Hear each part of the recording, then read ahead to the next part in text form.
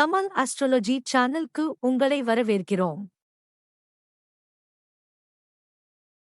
மாயனே மன்ன வடமதுரை மைந்தனே, தூய பெருநீர் யமுனை துறைவனே, ஆயர் குலத்தினில் தோன்றும் அணிவிளக்கே, தாயை குடல் விளக்கம் செய்த தாமோதரனே, தூயோமாய் வந்து நாம் தூமலர் தூவித் தொழுது, வாயினால் பாடி மனத்தினால் சிந்திக்க, போய பிழையும் புகுதருவான் நின்றனவும், தீயினில் தூசாகும் செப்பேலோ ரெம்பாவாய்.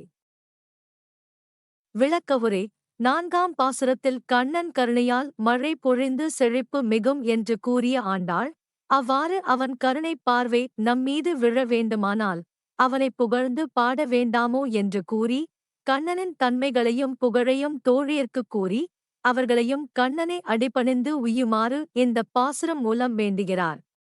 கண்ணன் மாயச் செயல்களை உடையவன், இறையருள் நிலையாகப் பெற்ற அந்த வடமதுரையின் தலைவன், ஆழம் உடையதாகவும் மிகத் தூய்மையான நீரைக் கொண்டதாகவும் விளங்கும் யமுனை ஆற்றை உடையவன், ஆயர் குலமாகிய இடையர் குலத்தில் தோன்றி அந்தக் குலத்தை மேன்மையுறச் செய்பவன், மங்கள தீபத்தைப் போல் பிரகாசிக்கும் அணிவிளக்கு, தாயாகிய தேவகி பிராட்டியின் திருவீற்றை விளங்கச் செய்வதற்காக அவதரித்தவன், இத்தகு பெருமை வாய்ந்த கண்ணபிரானே, அவனுக்கு அடிமை செய்கிறவர்களான நாம் முதலில் தூய்மைப்படுத்திக் கொள்ள வேண்டும்.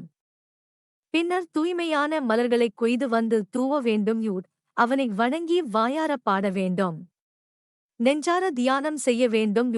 அதன் பின்னர் சேஷத்துவம் எனும்படி ஆண்டானிடமே மனோபாவமும் ஞானமும் தோன்ற, நாம் முன்னர் செய்த பாவங்களும் பின்னாளில் நம்மையும் அறியாமல் நாம் செய்யப் போகும் பாவங்களும் தீயில் இட்ட பஞ்சை போலே எரிந்து உருமாய்ந்து போகும்.